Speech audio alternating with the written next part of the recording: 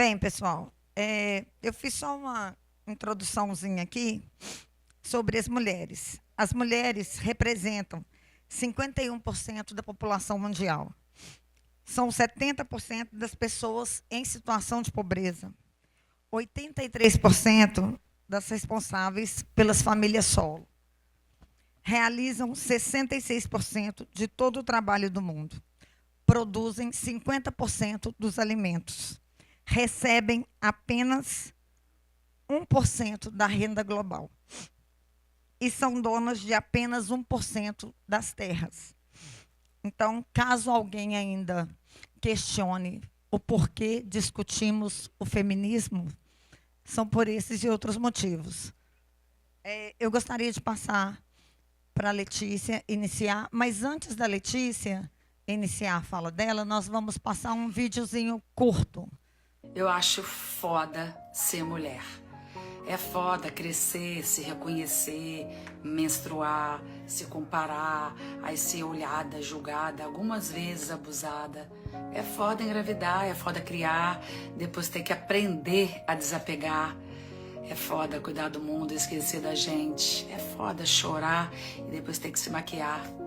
É foda ter que gritar pra falar, ter que brigar pra ser ouvida. É foda ter que preservar uma certa doçura. É foda ter que malhar, pintar, se amar, quando tudo que a gente quer é descansar. É foda envelhecer. É foda entrar na menopausa, desanimar, aceitar e recomeçar. E apesar de tudo, é foda saber que existem mulheres fodas para nos apoiar, para conversar e para nos inspirar. Boa noite. Estão me ouvindo bem? Boa noite a todos e todas. Quero muito agradecer, essa oportunidade de estar aqui hoje com vocês, nessa noite fria, Tá bem frio, mas assim é bem legal ver um auditório cheio, mobilizado, principalmente para a gente debater um tema tão importante, principalmente numa conferência, Eu vou falar um pouco sobre a minha história e eu acho que isso se alinha um pouco o quanto que eu acho importante esse espaço de construção coletiva. Mas antes de eu começar a falar, eu quero cumprimentar a Eliane, agradecer pelo convite, o Diego, a Geisa e principalmente a Tayomara, que é uma amiga minha, a Lívia também, que eu conheço de outros carnavais e de outras lutas, e dizer que é uma honra muito grande estar aqui com vocês essa noite. E está aqui para que a gente possa falar de um assunto que é um tanto quanto cotidiano e desafiador. E muitas vezes de um trato um tanto quanto complexo e melindroso.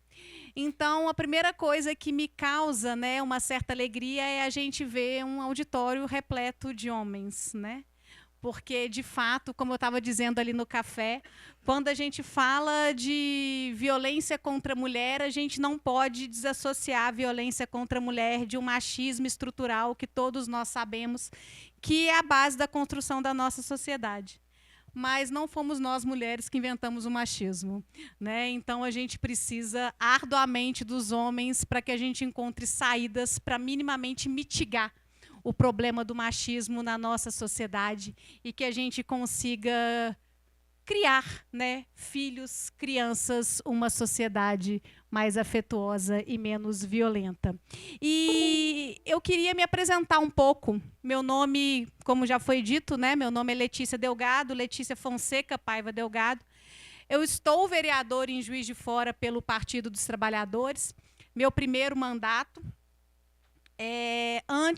Anteriormente, eu estava como secretária de Segurança Urbana e Cidadania aqui da gestão da nossa prefeita Margarida Salomão também. Uma experiência muito desafiadora, principalmente por ser uma mulher no campo da segurança pública, que é um campo que quem não sabe, mas imagina que é um campo extremamente refratário a figuras femininas por N questões.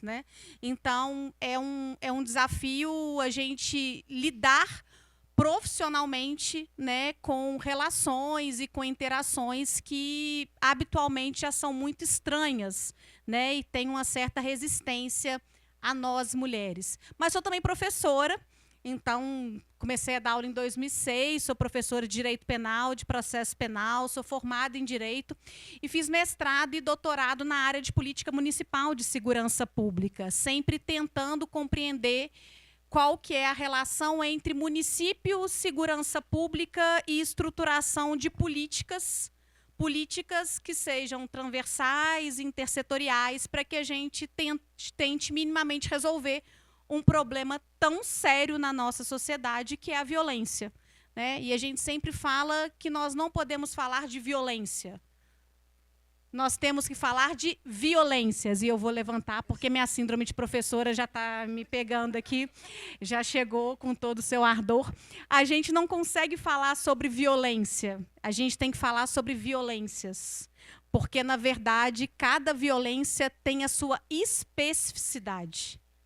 Então, quando a gente fala, né, um desafio para a gente pensar, política de segurança pública para prevenir violência.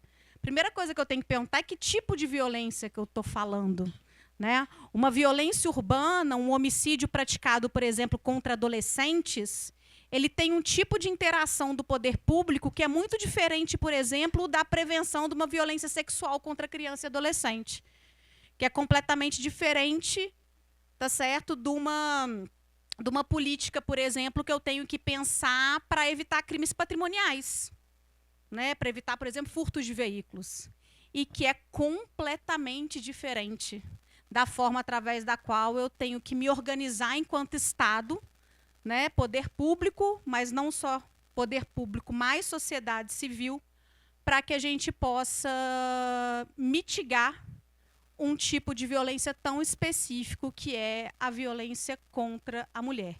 Então, quando a gente fala de violência contra a mulher, eu sempre falo que nós temos muitos desafios e um dos primeiros desafios é que a gente tem que criar espaços de troca, espaços de escuta e a gente tem que criar esses espaços, muitas das vezes, muito abertos para ouvir, muitas das vezes, aquilo que incomoda a gente.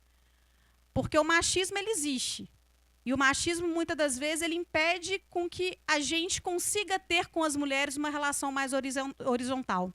Mas, muitas das vezes, as próprias mulheres também são atravessadas pelo machismo, porque foram criadas por famílias, né, que têm um pouco essa construção também. Mas a gente vai falar um pouco sobre isso. Mas, além disso, eu sou mãe, então eu sempre gosto de falar, né? Eu tenho 3 filhas, e uma de 27, uma de 25 e uma de 22 anos. E eu falo muito isso porque a minha vida inteira, ela é muito marcada pela maternidade e pelo fato de eu ter criado 3 mulheres e também ter tido, né, essa relação com elas de explicar e de ensinar como lidar com a violência, que muitas das vezes é uma violência cotidiana. Porque a violência não é só a violência física, é a violência psicológica, é a violência moral, é a importunação sexual, é o assédio sexual que muitas das vezes se sofre no ambiente de trabalho, né? Como é que você lida com essas questões em algo que muitas das vezes está muito, né, dentro da sua realidade cotidiana.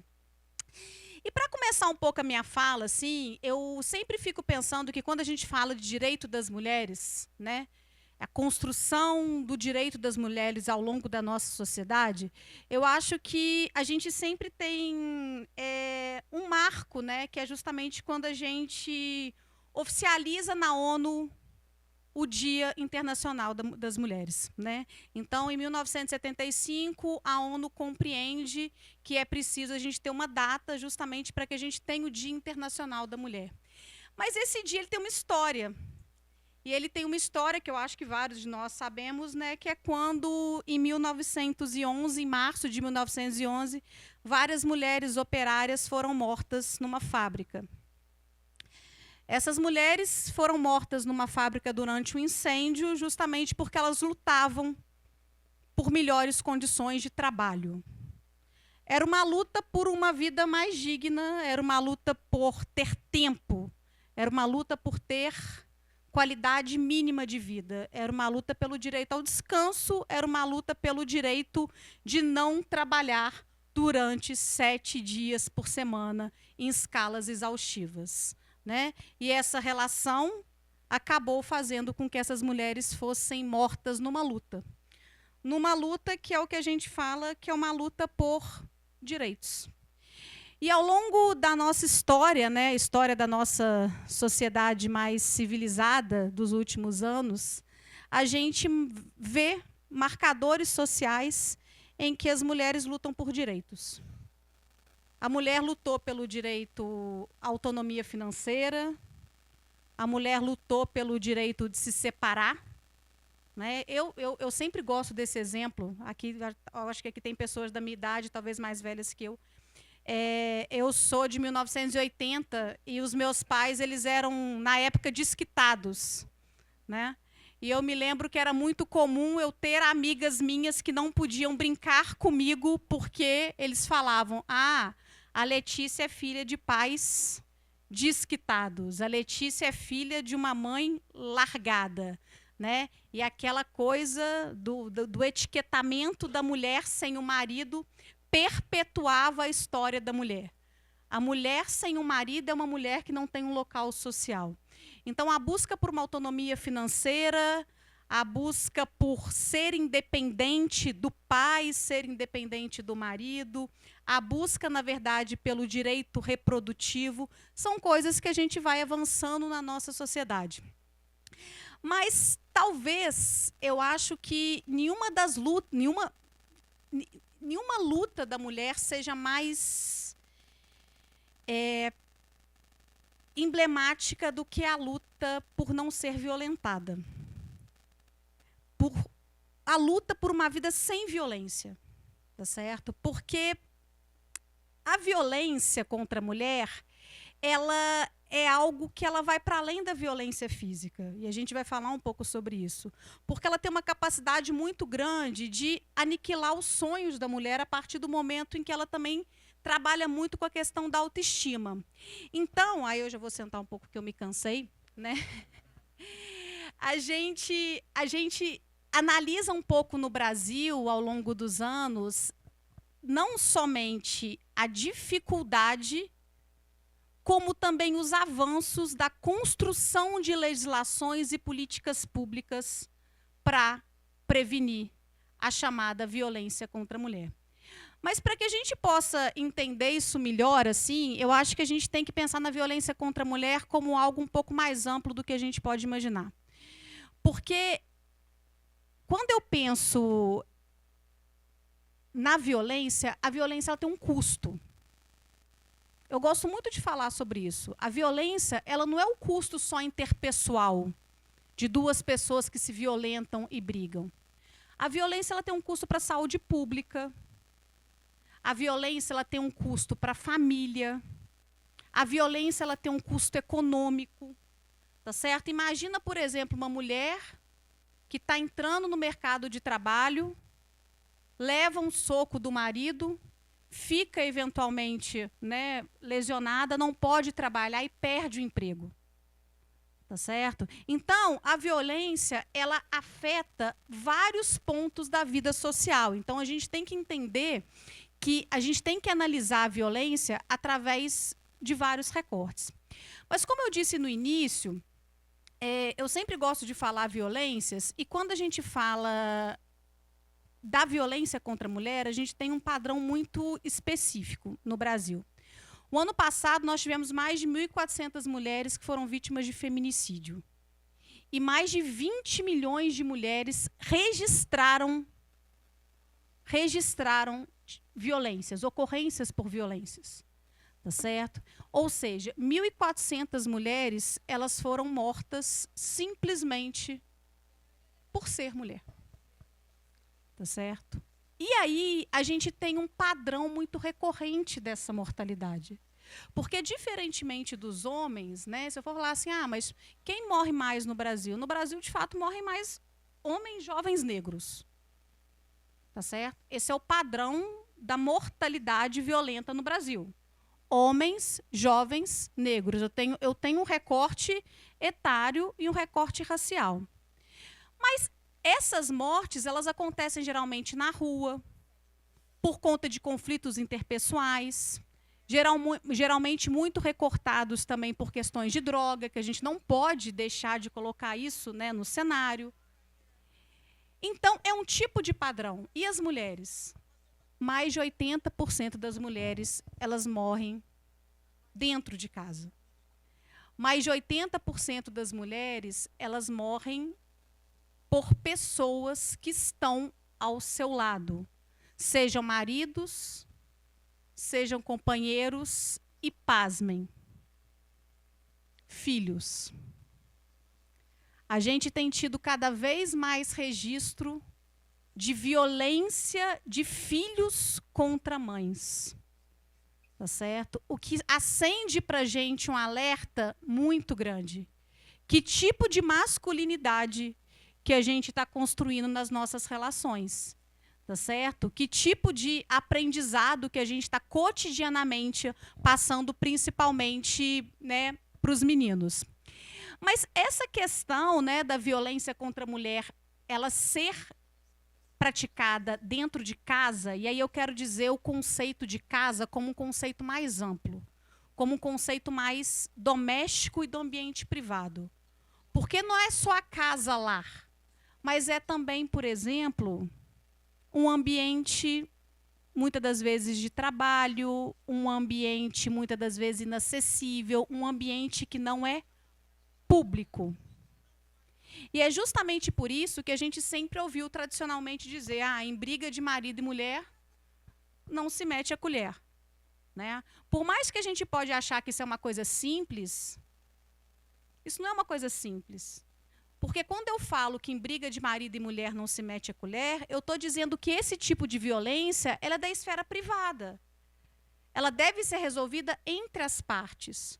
O que sempre levou uma dificuldade muito grande do Estado, do poder público, ter a possibilidade de entrar de uma forma eficaz nesse conflito, para buscar uma solução para esse conflito. Por isso que a gente sempre fala que quando a gente fala de violência contra a mulher, a gente fala de dois processos. Primeiro, um processo para a gente buscar evitar a naturalização. Porque, tradicionalmente, a violência contra a mulher ela era o quê?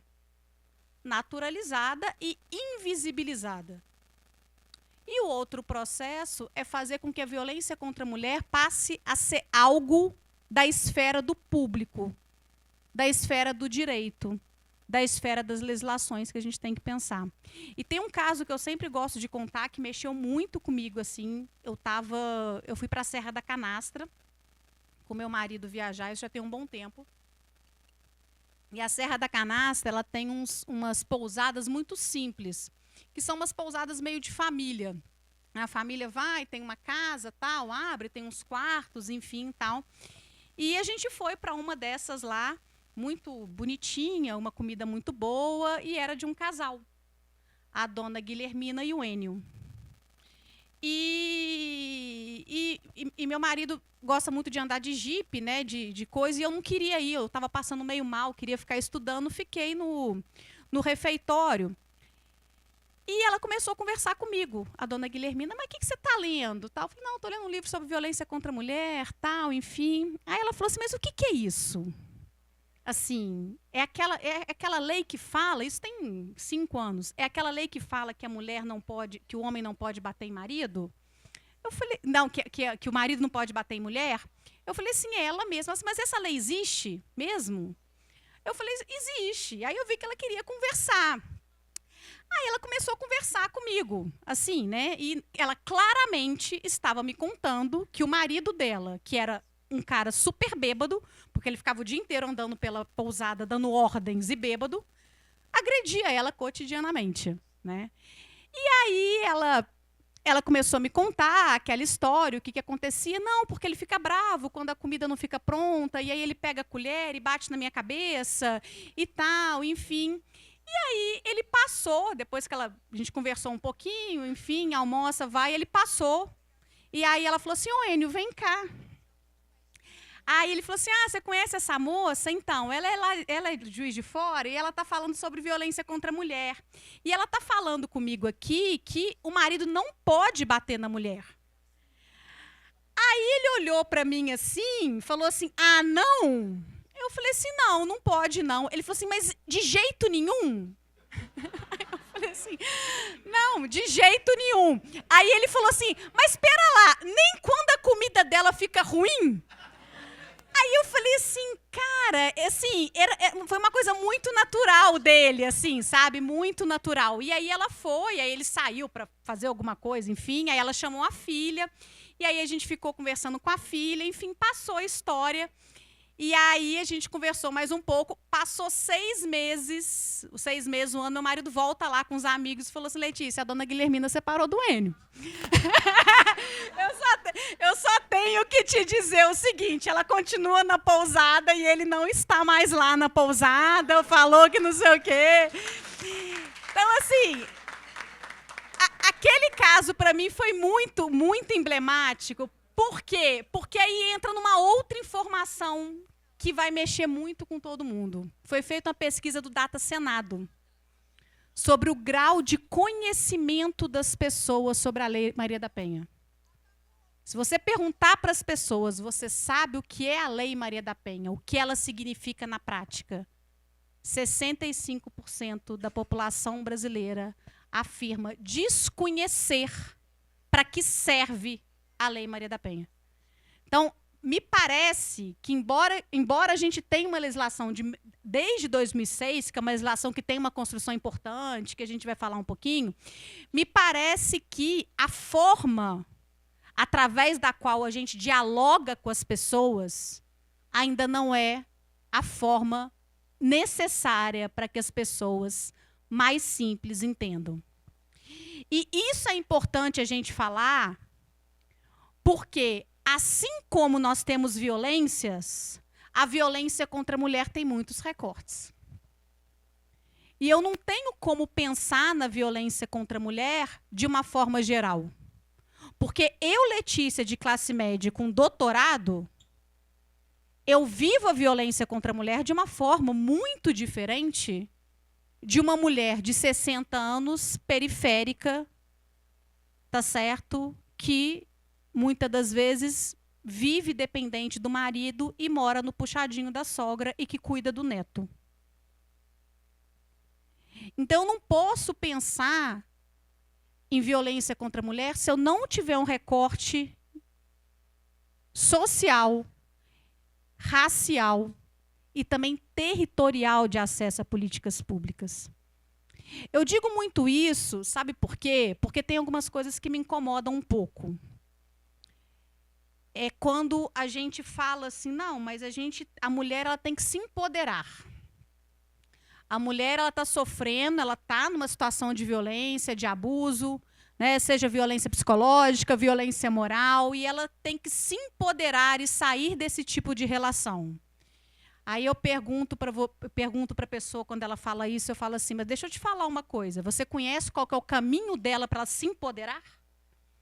Tá certo? Porque se essa mulher tiver 5 filhos, depender do marido, não tiver para onde ir, não tiver emprego, o emprego que ela arrumar não entender que ela não conseguiu ainda transferir a creche dos meninos. Porque antes estava com medida protetiva, morava, por exemplo, no Santa Efigênia, agora foi para a casa da tia fica lá no Parque Independência, eu preciso transferir a creche dos meninos para conseguir levar os meninos para lá, vou matar emprego, até aí já perdi emprego, porque o empregador também, ó, não tem o ouvido, a capacidade, a empatia necessária para compreender aquilo que está acontecendo. Então, é muito difícil a gente pensar em violência contra a mulher se eu não tenho um formato de políticas públicas que garantam, na verdade, a possibilidade da gente sair desse tipo de violência. Então, eu acho que só o discurso, vamos lá, saia, entenda, não é muito bem assim, né? A gente precisa de entender melhor qual que é essa rede de acolhimento. Mas é também bem legal assim, a gente pensar que se eu estou nesse estágio hoje de falar sobre Lei Maria da Penha, eu tenho, por exemplo, feminicídio com uma pena de 40 anos, eu já falo abertamente sobre importunação sexual no carnaval, já discuto abertamente assédio sexual, que é uma coisa importante da gente saber, né? O assédio sexual, ele é algo que ele demanda uma relação hierárquica, né, para que aconteça o assédio. Se hoje eu tenho essa possibilidade de fazer um debate mais público sobre violência contra a mulher no Brasil, é porque a gente tem um processo de construção. E esse processo de construção é justamente o processo da gente dar visibilidade e fazer com que a violência contra a mulher se torne um problema público. E ela se torna um problema público a partir do momento em que a gente consegue ir mudando o direito. Porque tem coisas assim, né? Não sei se tem alguém aqui que é formado em direito. Alguém que é formado em direito? Várias pessoas formadas em direito. Eu acho legal, assim, a gente pensar como que o direito sempre reforçou muito essas práticas mais machistas da nossa sociedade, né? Então, assim, até um determinado ponto da nossa história, o direito penal ele falava que somente as mulheres que fossem públicas e honestas poderiam, por exemplo, ser vítimas de estupro. Ou seja, qual que é o recado que isso passa para a sociedade? Uma mulher não honesta, uma mulher que seja uma mulher pública, ela pode ser vítima de violência sexual, que é um problema seríssimo na nossa sociedade, que a gente fala muito pouco, que é violência sexual contra meninas. Tá certo? Que a gente tem uma subnotificação muito grande.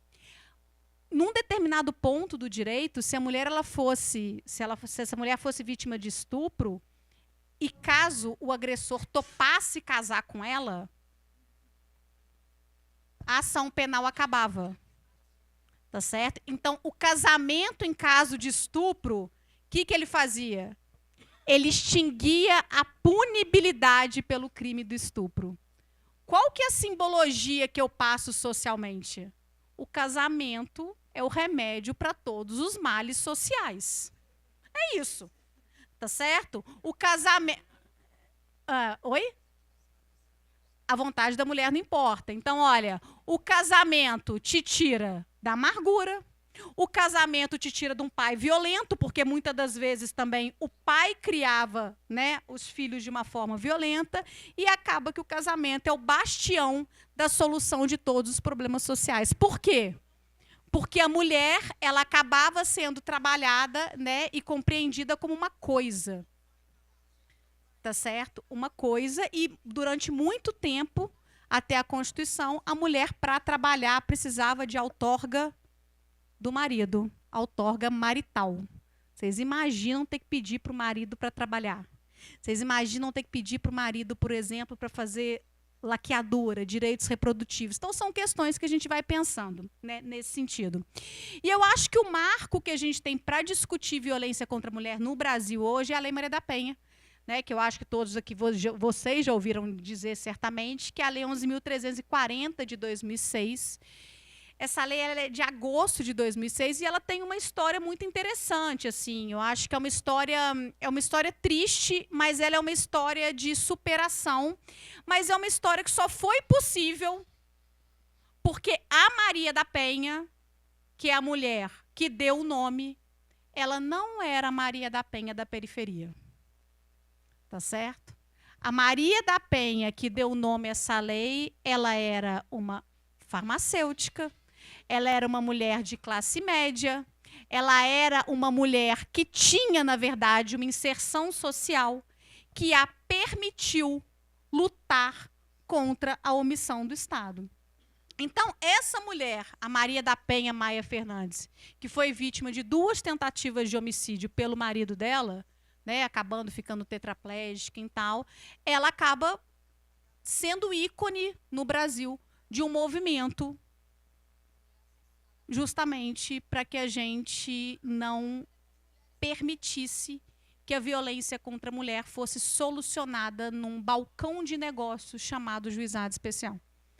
Então, aquela ideia de que bateu, paga a cesta básica, a gente acaba, né, criando um pouco isso na Lei Maria da Penha, ou seja, impedindo isso na Lei Maria da Penha, que hoje é tida como a 3ª legislação mundial em termos de qualidade de prevenção e política, né, de prevenção à violência contra a mulher.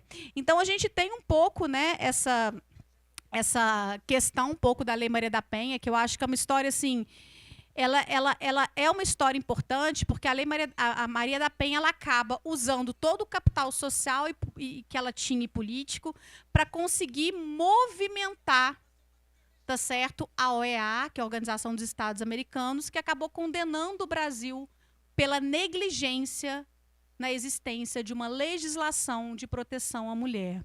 Isso acabou sendo uma coisa muito importante no Brasil, porque a Lei Maria da Penha acabou tendo o nome da própria Maria da Penha, né? E é a Lei Maria da Penha que fala para a gente quais são as formas de violência que nós temos. Então, nós temos violência física, violência psicológica, violência sexual, violência patrimonial e violência moral. Então, a Lei Maria da Penha trata esses 5 tipos de violência, né, que podem ser praticadas contra a mulher. E, a partir disso, a Lei Maria da Penha vai fomentando alguns tipos de política, dentre as quais, por exemplo, a necessidade de a gente criar espaços para falar de violência, a gente debater violência contra a mulher nas escolas. A gente precisa de levar esse assunto para as escolas. Por isso que o movimento contrário a isso, a gente não quer discutir violência contra a mulher nas escolas. Mas, muitas das vezes, é discutindo isso na infância que as pessoas começam a ganhar um mínimo de preparo para identificar situações de violência. E eu falo isso de uma forma mais clara quando eu estou falando de violência sexual contra criança e adolescente. Porque a gente teve agora em maio, não sei se vocês já ouviram falar do Maio Laranja, que é, na verdade, o mês, né, de combate e prevenção à violência sexual contra crianças e adolescentes no Brasil. E muitas das denúncias que surgem de violência sexual surgem por conta de palestras nas escolas. Quando o Conselho Tutelar, o CMDCA, esses atores que trabalham com essa temática vão às escolas, né? E aí a própria Lei Maria da Penha fala da necessidade da estruturação de delegacia, do reforço da delegacia de mulheres, enfim, então traz algumas medidas nesse sentido. Mas o que é importante a gente pensar sobre isso também, né? Além da necessidade da estruturação de políticas públicas, é que a violência contra a mulher ela tem algumas características, tá certo? Uma delas é que se você pega as mulheres vítimas de feminicídio, elas nunca foram vítimas de feminicídio sem terem sido agredidas anteriormente. Tá certo? Então, sempre você tem um relato de agressão anterior.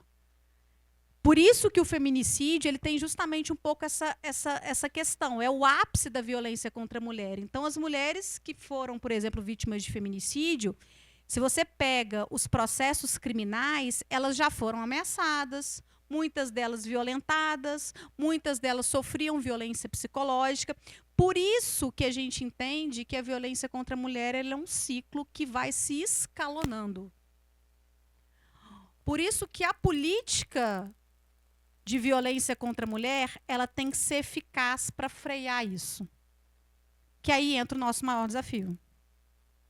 Aí entra o nosso maior desafio. Porque não nos adianta muito pegar uma legislação de feminicídio e aumentar a pena de 30 para 40 anos, se eu não consigo fazer, por exemplo, com que a mulher tenha um acesso a fazer uma medida protetiva e a medida protetiva seja eficaz.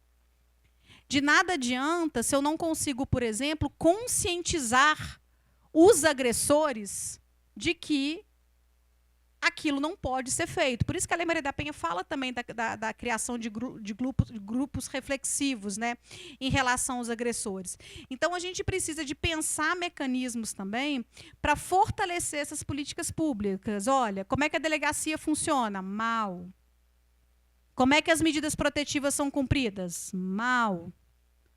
Tá certo? Quais são as políticas públicas que eu tenho, por exemplo, para garantir que essa mulher saia de casa, caso ela não tenha para onde ir um auxílio moradia? Aqui em Juiz de Fora a gente tem auxílio moradia para mulher vítima de violência, desde que ela esteja no CadÚnico, enfim, já é uma ajuda.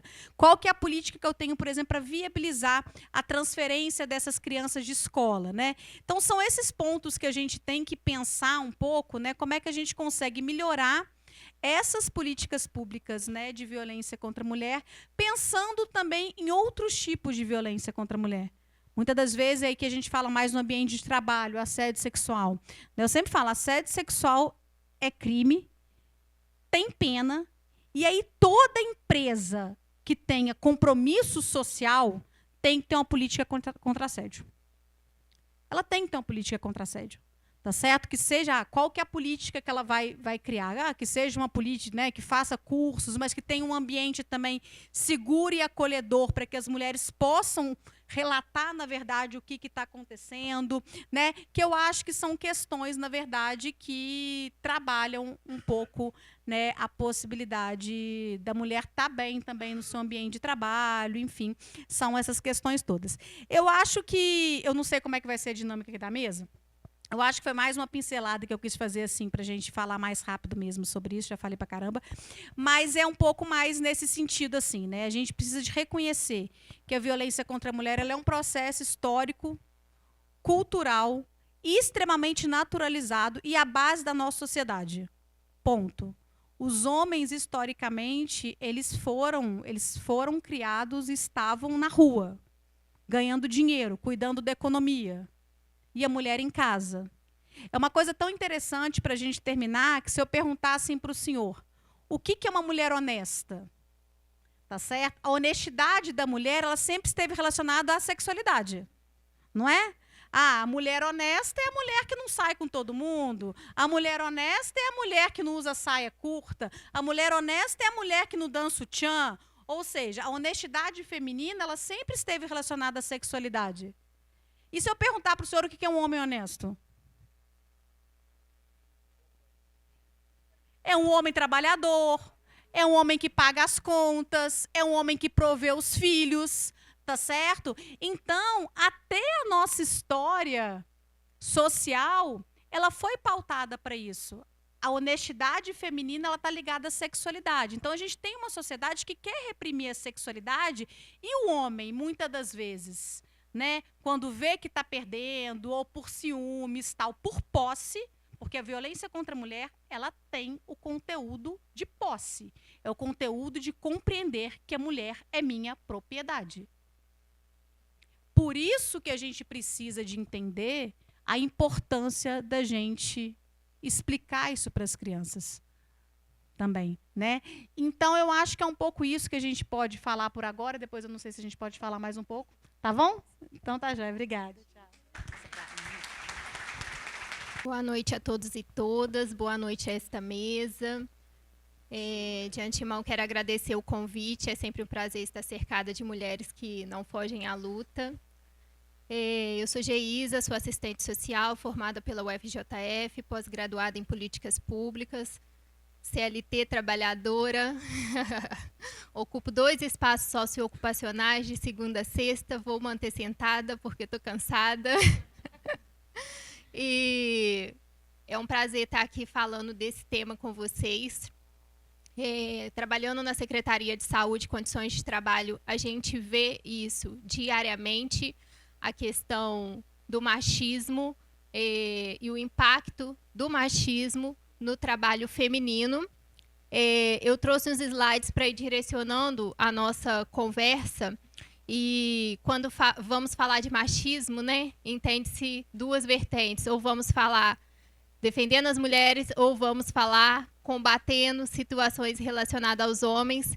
E eu quero dizer que a minha fala aqui hoje, ela não é direcionada a homens, nem a mulheres propriamente, mas ela é direcionada a toda uma sociedade. Sociedade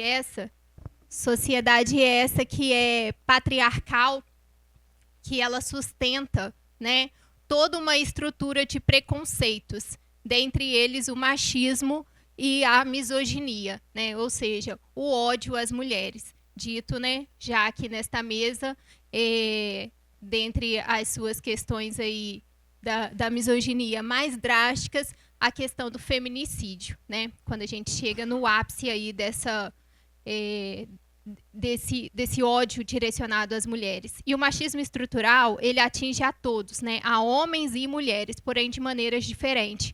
Obviamente, ainda que atinja aos homens na forma como são criados, né, na forma como a sociedade relaciona os papéis sociais, os meninos não choram, ou sobre como eles são cobrados socialmente, os impactos profundos, eles incidem diretamente sobre as mulheres, né? E aí a questão mesmo do feminicídio, este ano nós tivemos uma bancária que foi morta por um vizinho, né, que supostamente se apaixonou por ela e não correspondido. Não lembro em que estado aconteceu, mas ganhou a mídia. Se vocês jogarem no Google, vocês vão ver.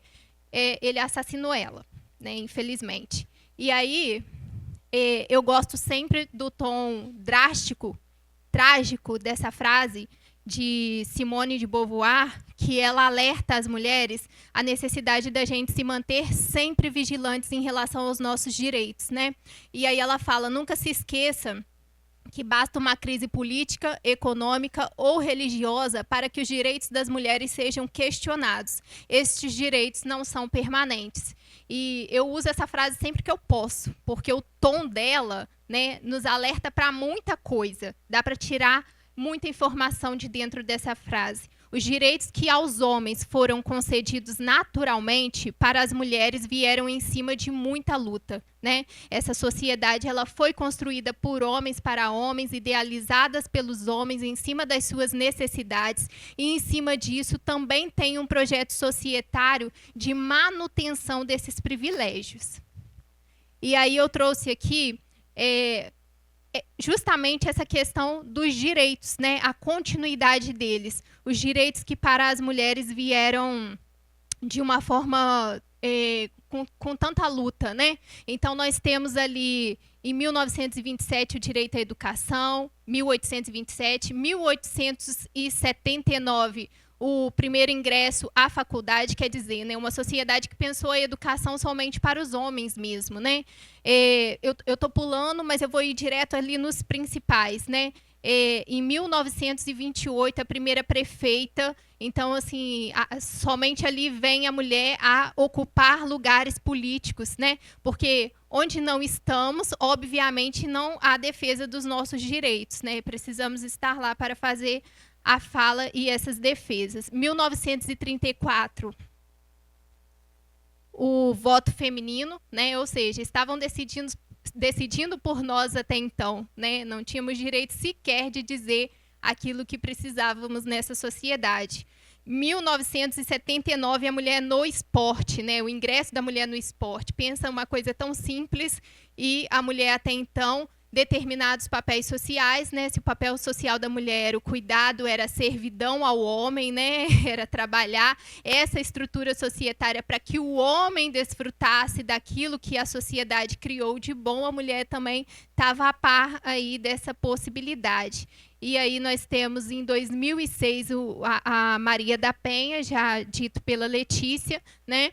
E 2010 somente a primeira presidenta. E aí eu quero reforçar a palavra presidenta, porque quando a Dilma Rousseff pontua que ela quer ser chamada por presidenta, é porque a questão do machismo estrutural, e aí, né, novamente reforçando que o machismo ele compõe essa estrutura de sociedade e ele está permeado por tudo que compõe essa sociedade, é na cultura, é na religião, é nas nossas relações sociais, é no nosso ambiente de trabalho, obviamente se compõe as relações sociais, é nos movimentos sociais, e aí também no movimento sindical é necessário pensar quais as ações que estão reforçando o machismo, e é também na linguagem. Todas as questões relacionadas ao preconceito, racismo, homofobia e até a questão do machismo perpassam pela condição da linguagem. É por isso que Dilma Rousseff fez tanto esse reforço, outros movimentos LGBT vem fazendo também esse reforço do uso da linguagem.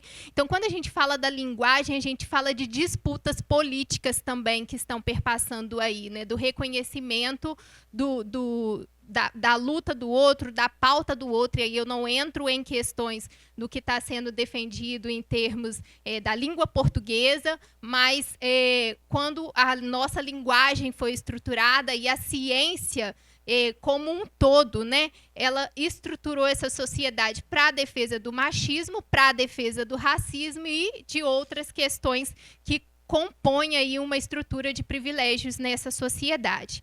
E aí a gente tem hoje crescimento de movimentos masculinos, quando eu falo de disputa de poder dentro dessa sociedade, que reforçam completamente esses privilégios, né, a defesa desses privilégios e a misoginia. Basta abrir a internet e fazer uma pesquisa. E se eles estão nas redes sociais, eles estão nas nossas vidas, porque ali eles ocupam o ambiente virtual, mas são pessoas, né, que ocupam ambientes físicos, que ocupam espaços de trabalho, que ocupam cargos de chefia, que ocupam espaços nas nossas relações sociais, filho, amigo, irmão, parente, que aí a gente tem hoje, por exemplo, um exemplo assim emblemático, o movimento Red Pill, que está tomando as redes sociais, detonando as mulheres, colocando as mulheres num saco ali do que é mulher que presta, do que é mulher que não presta, mulheres sendo medidas pela sua quilometragem de acordo com as suas vivências sexuais, e um movimento completamente conservador e nocivo. E a gente não pode se eximir de pensar que pessoas que, inclusive, compactuam desse entendimento não estejam dentro dos nossos espaços de trabalho, né? E aí, eu quero falar agora sobre o trabalho. Eu coloquei violência de gênero erroneamente, quero fazer aqui uma correção, né? A violência de gênero se relaciona mais com a orientação sexual e a identidade de gênero, mas eu quero falar aqui do trabalho, o machismo e o trabalho feminino, né? O impacto no trabalho das mulheres. Então, assim, as violências, elas começam logo ali no processo de seleção, né? Nenhum homem é questionado numa entrevista de emprego sobre com quem vai ficar os filhos deles. Alguém aqui, algum homem já foi questionado a respeito disso? Nós, mulheres, somos questionadas recorrentemente nos processos seletivos se temos filhos e se tem, como faremos com estes filhos. A nossa sociedade, ela subentende automaticamente que o cuidado é único e exclusivo destas mulheres, né? E aí há este impacto até nesse processo seletivo. Mulheres, inclusive, são rechaçadas de uma contratação, elas deixam de ser contratadas pelo simples fato de poderem engravidar. E aí eu tive a infeliz escuta, há uns 2 meses atrás, de um gestor que eu tenho profunda admiração, que eu gosto muito, que não é do sindicato, que é do meu outro ambiente de trabalho, que ele falou: não contrato mais mulher para limpeza, todas as meninas que eu contratei para limpeza engravidaram, então não contrato mais. E aquilo foi uma tragédia ouvir naquele momento, porque... E aí isso nos lembra e reforça a gente que estes homens... E até nós, mulheres, quando a gente fala de estrutura da sociedade patriarcal, a reprodução do machismo, ela está na linguagem de todos nós, ela está na conduta de todos nós, ela está na fala de todos nós. E, às vezes, nem sempre vai ser um homem ou uma mulher, inclusive, né? Mas, principalmente, o homem que é reprodutor disso, um homem pelo qual nós não temos admiração. Às vezes não vai ser sempre um desafeto. Às vezes são homens comuns que estão na nossa vivência. E é por isso que o machismo se combate todos os dias, né? Então, assim, essa sociedade capitalista não se apropria só da nossa força de trabalho, mas também faz a gestão dos nossos corpos, dos nossos sonhos, né? Quantas de nós já adiou, por exemplo, a maternidade pela questão do trabalho, né? Pela questão aí desse desenvolvimento da profissão. Também faz a gestão do comportamento, né? A questão do... Essa última frase do comportamento vem em relação a essa última frase aí. Em muitos casos, mulheres que assumem cargos de chefia acabam performando masculinidade, né? É muito comum, eu não estou falando aqui de mulheres que têm uma identidade de gênero que vão congruir com essa performance, mas eu estou falando de mulheres que tinham uma outra personalidade, uma outra postura, ao assumir um cargo de chefia, ela muda completamente, ela torna-se mais ríspida, muitas das vezes essa performance perpassa pela forma de se vestir, de se portar, de conversar e, inclusive, às vezes, de assediar o outro, né? E aí a gente tem especificamente aqui na categoria bancária, a questão do assédio moral e sexual, que é alguns dos atos comuns no machismo dentro do ambiente corporativo, o machismo institucional, que é uma das questões que a gente precisa estar sempre alerta. E aí a gente tem a desqualificação do pensamento, tanto no fato, né, que tem ali os termos em inglês, termos esses que o feminismo cunhou e que é um problema, né? É uma das questões que temos debatido, porque depois reclama que não chega nas massas, não chega nas classes subalternas, mas pega e bota um termo em inglês, né? Eu não sei ler, então eu não tenho esse conhecimento em inglês, então é isso.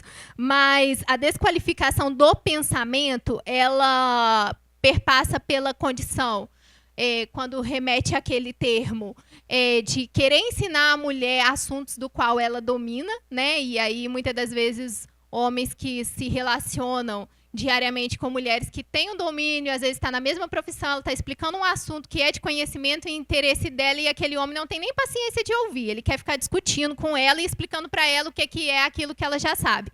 Mas a desqualificação do pensamento, fugindo do termo ali, ela também está na questão de, muitas das vezes, a gente apresentar uma ideia no ambiente de trabalho e aí a nossa ideia ser completamente desvalidada porque foi uma mulher que apresentou, né?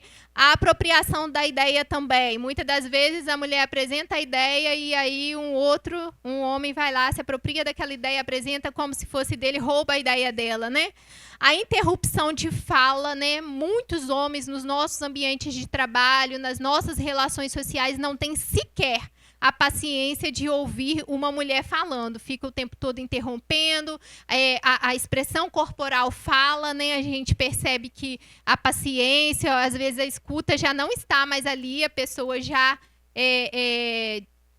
viajou, né? Já saiu dali daquele ambiente, está ali de corpo presente. O assédio moral e sexual, que é um dos grandes elementos adoecedores das mulheres da categoria bancária, né? E isso é muito sério. E aí o assédio moral e sexual, ele é uma problemática. A gente tem uma dificuldade aí de trazer a denúncia, né? Essas mulheres muitas vezes se calam, elas trazem a fala, mas elas têm dificuldade de formalizar, muitas das vezes está envolvido uma questão hierárquica, o medo da perda do emprego, da perda do cargo. Então, é uma das coisas é uma das formas mais cruéis do machismo aí dentro do ambiente corporativo. A objetificação da mulher, que está também vinculada à questão do assédio sexual, a hipersexualização da mulher negra, que é muito comum, né? O movimento negro discute muito isso, a mulher negra vista, né, dentro dessa parte sexual, mas aí muitas das vezes não sendo vista como uma mulher para se assumir. E aí dentro do ambiente de trabalho, muitas das vezes ela escuta piadinha assim muito mais de forma muito mais incisiva, desrespeitosa, às vezes, do que outras mulheres. A padronização estética, eu já vivenciei isso enquanto estagiária em espaço de trabalho, que era a exigência de toda uma estrutura, de toda uma apresentação pessoal para a mulher, que era diferente para o homem no ambiente de trabalho, que partiu para uma condição de assédio e gerou um problema muito grande no espaço de trabalho, e a violência econômica, que aí, inclusive, a gente entra na questão também dos salários, né, das mulheres receberem salários equiparados aí aos homens. E aí o pessoal, a gente escuta falando na internet e no nosso dia a dia, discutindo, mas isso não existe, a lei protege, não existe o mesmo cargo com salários diferentes, mas não vai vir como salário, vai vir como uma gratificação, vai vir de uma forma subjetiva, né, que não se entenda diretamente que está havendo essa diferenciação. E aí eu trouxe aqui algumas frases do SP Bancários, né? Que, inclusive, quando foi feito esse convite a mim, A Tayomara citou essas frases, eu vi que ela tinha repostado e eu achei muito interessante, porque ela exemplifica muito o que acontece no ambiente de trabalho, né? E aí a gente tem ali as frases: nossa, ela foi muito macho, quando a mulher tem uma atitude ali, né, de defesa, a tal da postura mais empoderada, e aí ela foi muito macho por causa disso, né? Além de bonita, ela é inteligente, porque a primeira coisa que se espera é que seja bonita, né? E aí, se ainda é inteligente, nossa, é um plus. Olha só, você conseguiu se estabelecer nessa profissão mesmo sendo mulher. Os papéis sociais que nos são impostos, né? Muitas das vezes espera-se que a mulher não esteja em determinados locais. Que mulher difícil! O que é uma mulher difícil, né? Todas vocês. Deve estar saindo com o chefe, porque ela galgou um outro espaço ali, um outro cargo, e aí automaticamente ela é questionada nessa área sexual, na forma, né, como ela leva essa relação de trabalho.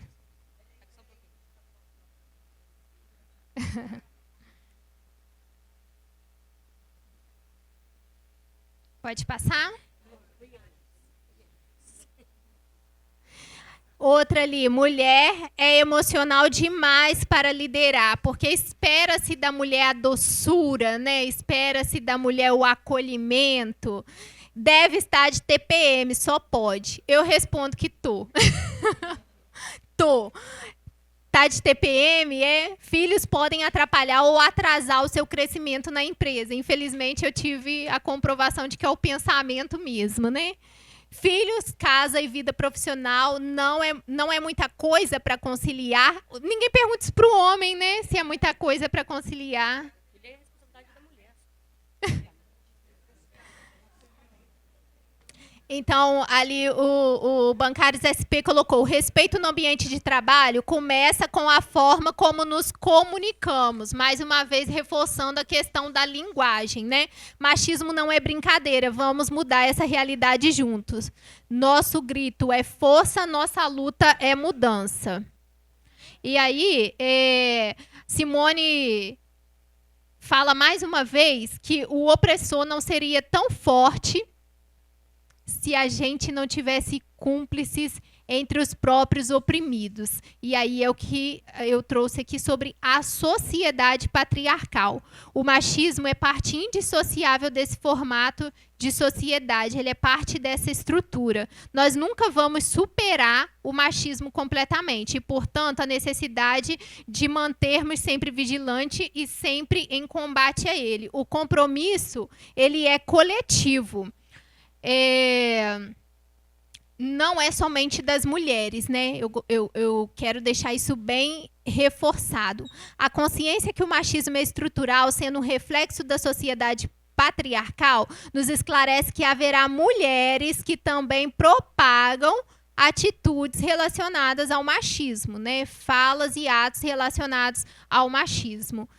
Não basta não cometer atos e falas machistas, é preciso se posicionar diante das situações de machismo e misoginia, na mesa de bar, mas também nas reuniões de trabalho, na defesa de uma colega que está sendo confrontada, em todos os espaços que todos vocês ocupam, porque o compromisso é coletivo.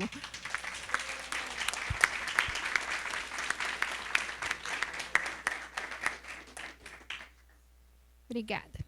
Homens precisam reconhecer sua posição de privilégio, se comprometer no combate, aí mais uma vez ali, a violência e do machismo no ambiente de trabalho. Ficou errado ali, violência de gênero. E os homens precisam principalmente se questionarem em como eles se relacionam com as mulheres que não estão em posição de servi-los nessa sociedade. né, no ambiente de trabalho, como eles se relacionam com as mulheres hierarquicamente subordinadas, se essa relação não é atravessada pela objetificação, pela ideia de subverniência e servidão, e também na relação com as que estão hierarquicamente superiores ou iguais a eles, se essa relação também não é atravessada de microviolências na escuta e no comportamento. E é isso por enquanto. Obrigada.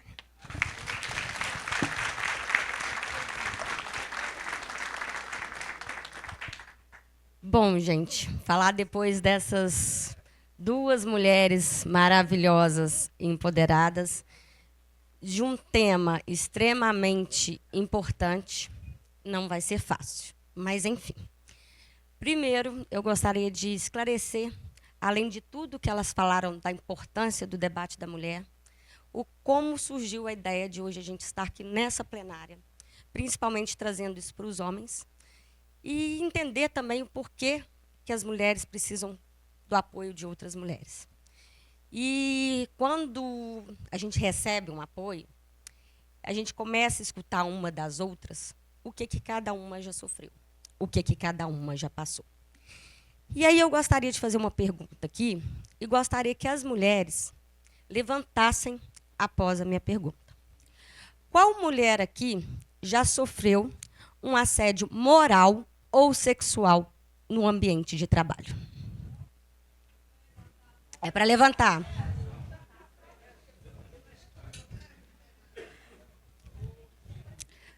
Bom, gente, eu acho que não dá nem para contar, né? Acho que nem precisa.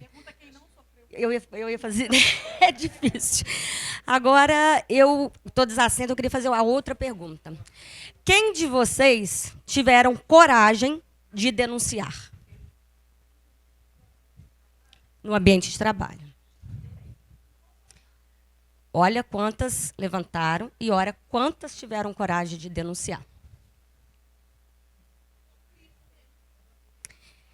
Então, isso demonstra a necessidade de se falar nisso, demonstra a necessidade e a dificuldade de se fazer isso.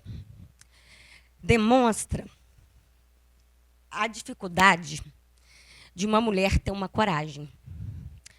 A dificuldade de uma mulher ter políticas públicas quando isso acontece. É algo que a gente precisa muito trabalhar na política pública. Porque mesmo sim, quando tem coragem, eu acho que outras aqui podem saber disso, quando a gente enfrenta ambientes que a gente acha que vai ser acolhedor, são os piores ambientes que a gente pode passar. São piores ambientes que você possa imaginar. Acho que quem sabe é quem já foi.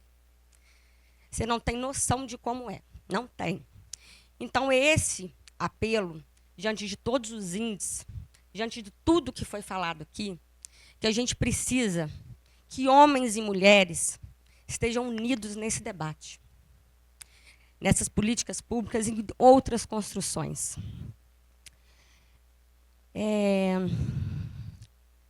Só coloquei alguma coisa para eu não me perder, gente. Uma boa questão que com relação às mulheres bancárias, né? Nós sabemos que nós temos algumas cláusulas na nossa CCT conquistada aqui pelo nosso Comando Nacional, presente aqui também, né? Que são as cláusulas que hoje ajudam muito as mulheres vítimas de violência doméstica. Nós somos, acredito, né, que somos a categoria única que temos várias dessas cláusulas. Então, eu vejo isso como um início de muita coisa.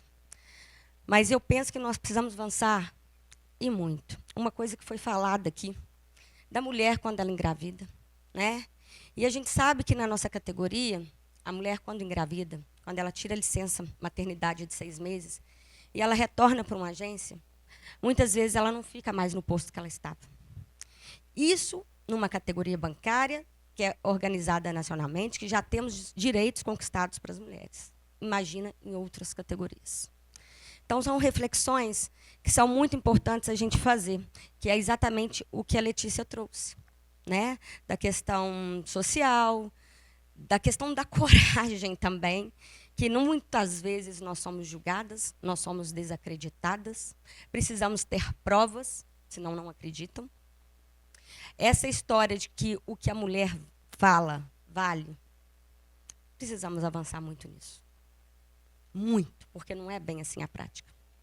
A prática não é assim. Então, fica aqui o apelo para a gente continuar nessa luta e nesse debate. E eu quero justificar a presença do nosso companheiro. Justificar não. Esclarecer e convidar. Desculpa, a palavra não é justificar, estou um pouco nervosa.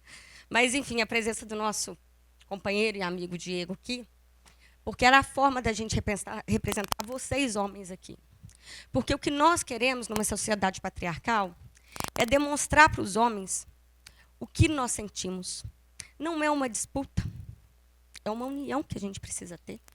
A gente não quer igualdade, a gente quer igualdade nessa luta também. A gente precisa de vocês. Vocês precisam entender o que são piadinhas, tá? Quais são as falas de brincadeirinhas que incomodam as mulheres, seja em qualquer instância. E principalmente num ambiente onde a gente defende, né, o assédio moral e o assédio sexual. Então, eu acho que fica aqui também uma reflexão para todos nós fazermos. Não só para os homens, como já foi falado, para as mulheres que muitas vezes replicam frases machistas. Talvez, muitas vezes, por falta de informação, exatamente porque foi escutado, foi falado. Então, a gente precisa de formação. A gente precisa construir isso. E trazer isso para a juventude. Eu tenho um filho hoje, né, que vai fazer 18 anos. Eu tento falar e educar o tempo todo. Então, nós precisamos ter coragem, mulheres. Nós somos exemplos para os filhos, nós somos exemplos para uma sociedade. Fácil não é, nunca foi e nunca será. E aí, eu vou passar a fala para o meu companheiro Diego. Obrigada, gente.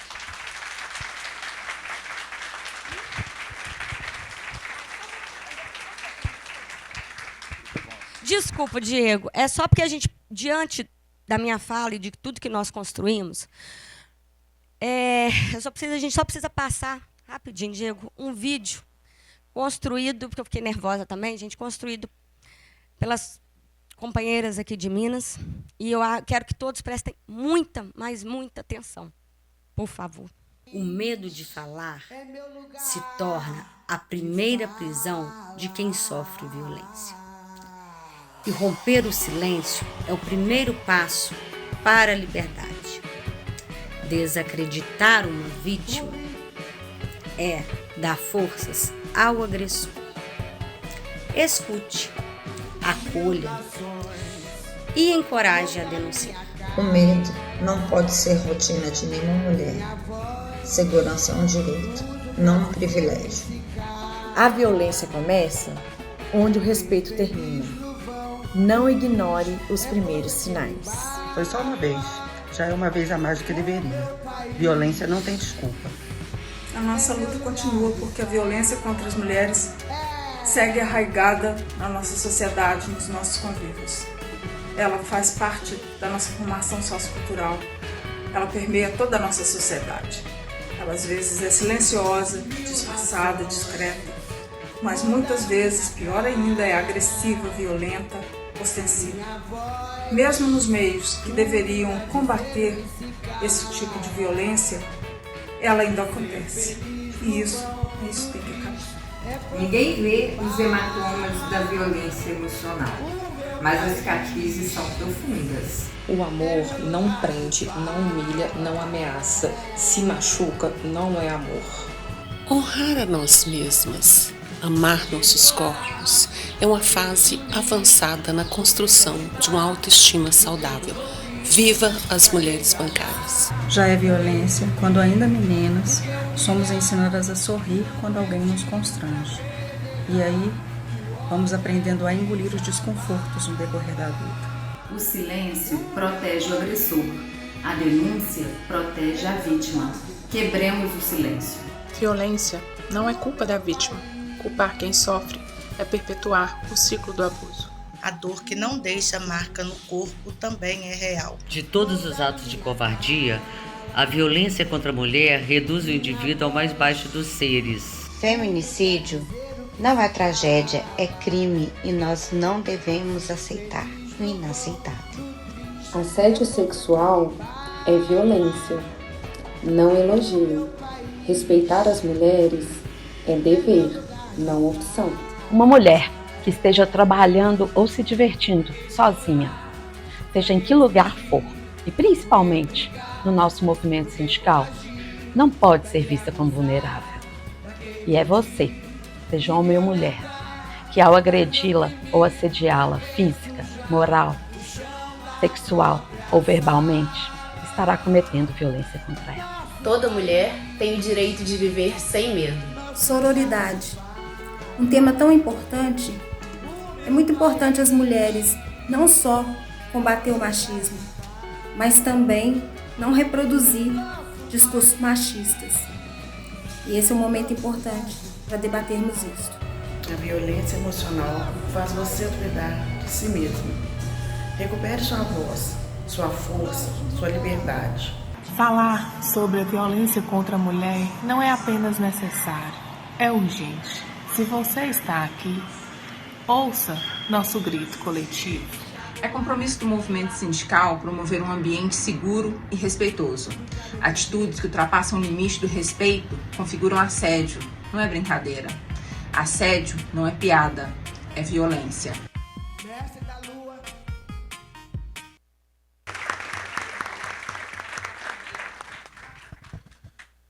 Boa noite, presidenta.